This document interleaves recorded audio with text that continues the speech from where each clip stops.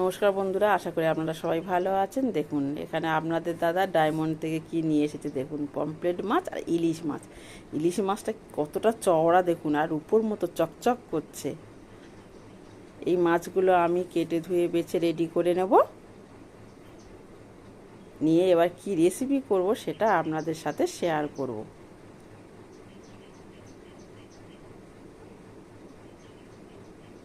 দেখুন এখানে সর্ষে, পোস্ত, কাঁচা লঙ্কা বেটে নেবো। 2 রকম সর্ষে নিয়েছি, আর এখানে আমরা যে কজন সেই পিস মাছ নিয়ে নিয়েছি। এবার লবণ, হলুদ ভালো করে মেখে নেব।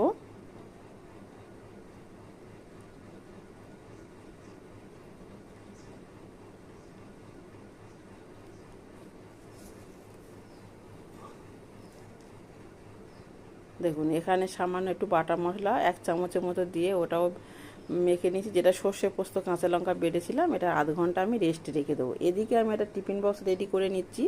লবণ, হলুদ আর বাটা মশলাগুলো দিয়ে আমি এবারে ভালো করে মেখে নেব, আর একে একে মাছের পিসগুলো সুন্দর করে সাজিয়ে দেব।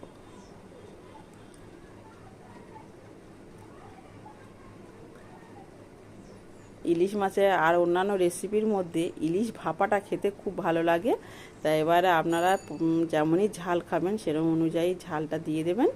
এখানে আমি 4টে কাঁচা লঙ্কা পেস্ট করেছিলাম, আর এখানে 4টে কাঁচা লঙ্কা পেস্ট দিয়ে দিয়েছি। ভালো করে ঝাঁকিয়ে নেব। ওপর থেকে এবার দিয়ে দেব সর্ষের তেল পরিমাণ মতো।